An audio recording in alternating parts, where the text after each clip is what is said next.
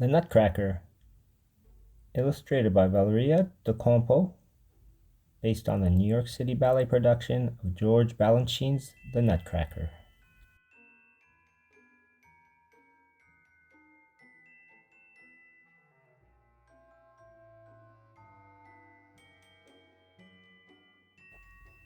It was Christmas Eve at the Stahlbaum's house, and like children everywhere, Marie and Fritz were so excited that they could feel their toes tingle.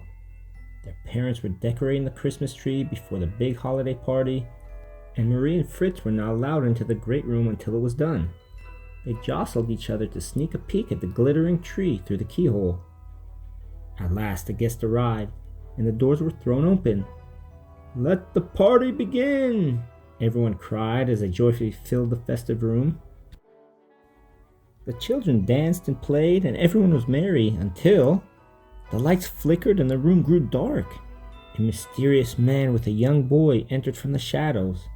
The man was dressed all in black, with a huge fluttering cape. The children scurried to hide behind their parents just as he paused and flung back his cape over his shoulder. There was nothing to fear. It was just Herr Drosselmeyer, Marie's beloved godfather.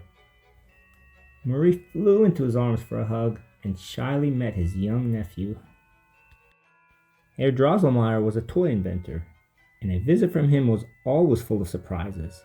The curious children, their eyes full of wonder, gathered around 3 huge boxes he had brought with him. Suddenly the boxes sprang open, and out leaped one life-size doll, then another, and then another. The dolls danced for the delighted crowd. As the celebration continued, Herr Drosselmeyer beckoned to Marie. He had a special gift for her, a nutcracker. The nutcracker was dressed as a handsome soldier with a white beard. Herr Drosselmeyer showed Marie how the nutcracker could open and snap his mouth to crack nuts for everyone. Crack, crack! Marie was enjoying cracking nuts and passing them out to the children when suddenly jealous Fritz swooped in and snatched the nutcracker from her. He swung it around the room and smashed it down onto the floor with a loud bang. Marie burst into tears. Her beloved nutcracker was broken. But Herr Drosselmeyer knew just how to fix the nutcracker.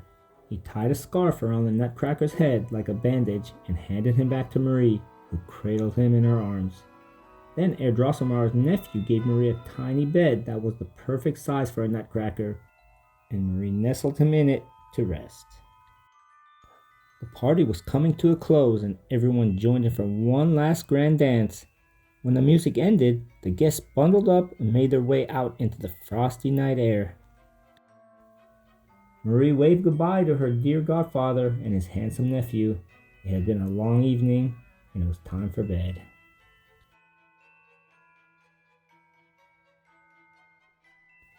During the night, Marie awoke, remembering that the nutcracker was alone downstairs in his bed. She ran down to swoop him up. With the nutcracker safely in her arms, she curled up on the sofa and drifted back to sleep in the soft glow of the Christmas tree. She hadn't been asleep for long when Herr Drosselmeyer slipped back into the house to properly mend the nutcracker. He gently slid him out of Marie's arms, repaired him under the light of the moon, and disappeared into the darkness. But then strange things began to happen. At the stroke of midnight, Marie was pulled from her sleep by the clock chimes.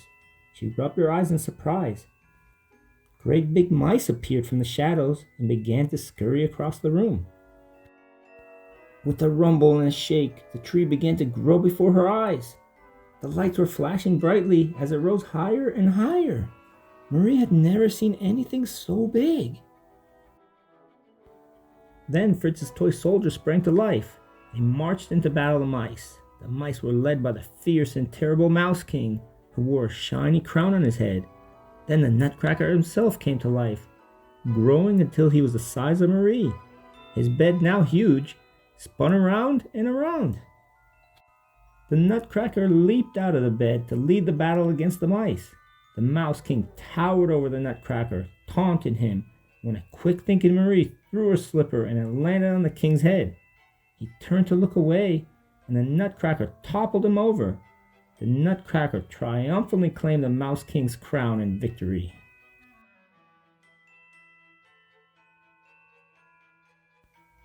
was that very moment the ancient spell that had been cast on the Nutcracker was broken. He transformed into a handsome prince who looked very much like Herr Drosselmeyer's nephew. The prince gallantly placed the crown on top of Marie's head and led her by hand into the starry night, beyond her house and deep into the forest towards the Christmas star. Snow began to fall, and the glistening flakes began to dance.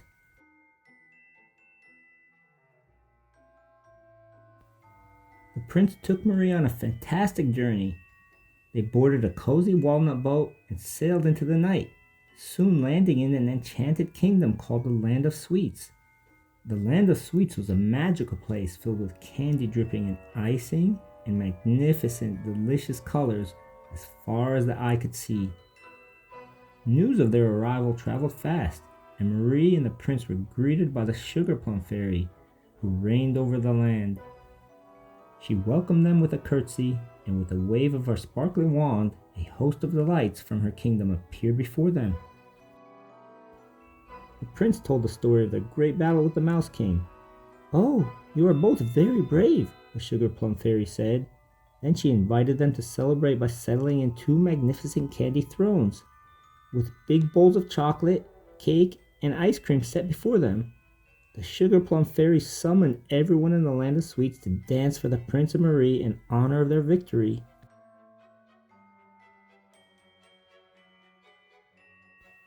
First, there was a delightful dance of spicy Spanish hot chocolate, heralded by the call of trumpets and snapping fingers. Next came the mysterious Arabian coffee dance that ended with the tinkling of tiny cymbals, giving way to the explosive leaps and turns of Chinese tea.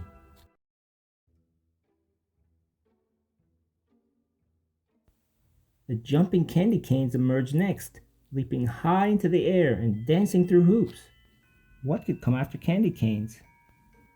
Marzipan shepherdesses stepped out tiptoeing delicately while playing their flutes.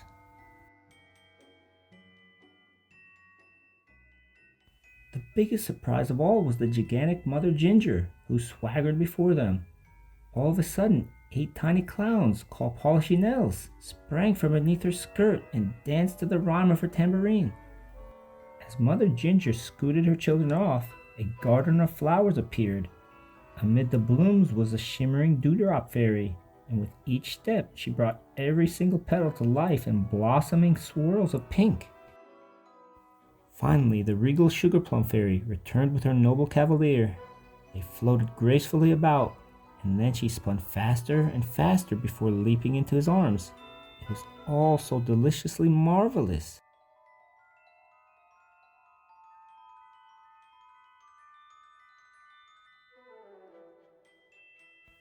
With another wave of her wand, the Sugar Plum Fairy summoned her whole kingdom for a joyous farewell celebration. As much as they wanted to stay, it was time for Marie and the prince to leave the Land of Sweets and return to their families. As the lovely soft snow continued to fall, they climbed into a beautiful sleigh pulled by magical reindeer. Marie and the prince turned to wave goodbye to their new friends as they rose higher and higher into the sky, away from their sweet celebration and into the starry night.